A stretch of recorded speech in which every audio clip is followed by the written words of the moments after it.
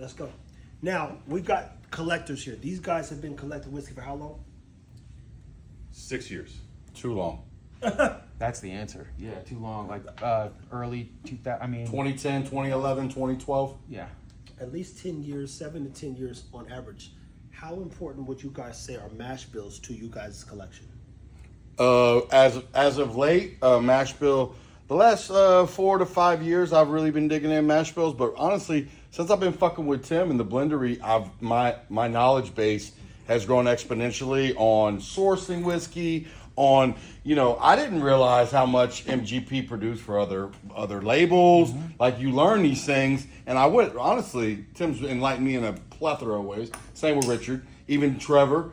And Trevor didn't know this, but I've learned shit from Trevor about whiskey that I didn't know.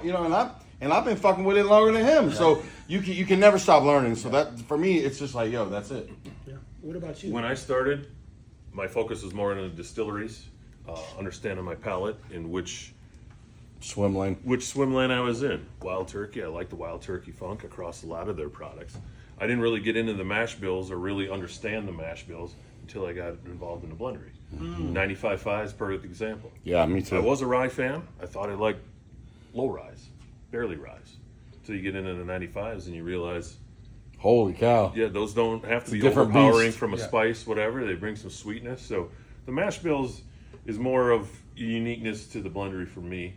To understand barely rye rise, high rye bourbons, etc. Flavors, there's flavors all over the board. Literally, what about you, Richard? I think it's cool to know the mash bills because I think it's important to know kind of what you're drinking, and when you start learning different mash bills from different distilleries, you can kind of start picking up on certain patterns or flavor profiles that kind of are similar throughout the line. I think that mash bills are more important for large batch products.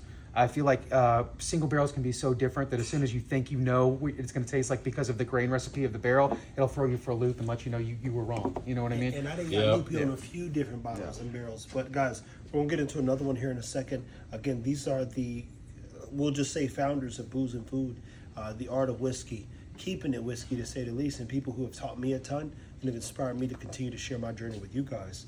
I don't know if proof or mash bill matters because here at the Blendery, flavor is God, aka king. And the more we dig, the more we find, the better the whiskey keeps getting. Yeah, man. Cheers.